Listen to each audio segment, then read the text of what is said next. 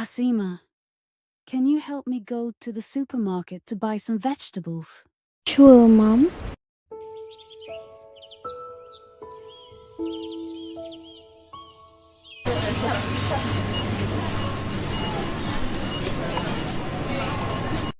Huh? I think last week the price of 1 kilo chili was 50 ringgit, but today it has increased to 70 ringgit 55 cents per kilogram. I'm sorry for disturbing you. Let me explain with you why the price of these vegetables are increased. This is a serious problem that our country needs to face, which is inflation in food price. Inflation is determined by the degree of rise in the price level over time and the extent to which the value of money diminishes due to an increase in the price level. While the food inflation is the rise in the price of food commodities.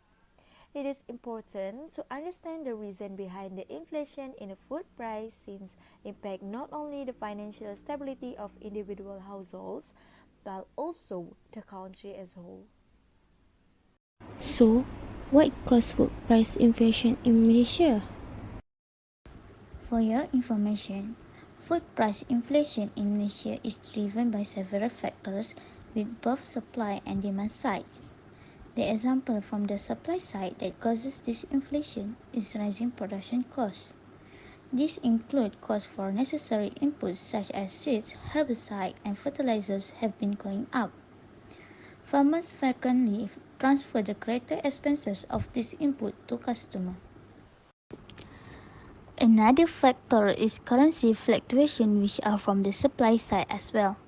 Malaysia imports a large portion of its food, therefore fluctuation in exchange rates may also affect costs. Food imports become more expensive as the Malaysian ringgit depreciates in value relative to other currencies. A large amount of Malaysian food goods is imported. Importing these commodities become more expensive when the ringgit depreciates. For example, Malaysia importers will find it more expensive to purchase food commodities priced in USD, such as cereal, dairy product, or fruit, if the ringgit depreciates in relation to US dollar. Changes in exchange rate might reduce one's purchasing power. Furthermore, Malaysians are shifting towards more expensive protein-rich food like meat and dairy, while the demand for staples like cereals is still rising, especially among lower income groups. With higher demand for pricier foods and constant pressure on basic staples, prices naturally go up. Wow, I did not realize there were so many factors involved. I have also read that the rising food price affect households a lot, especially low and middle income families. For those in the B40 groups who already spend most of their income on food, rising costs mean that they have to cut back on both the quality and amounts of food they buy. The depreciation of the ringgit is making imported food even pricier, adding to the strains. This inflation is pushing more families into food insecurity, making it harder to afford nutritious meals, particularly for kids.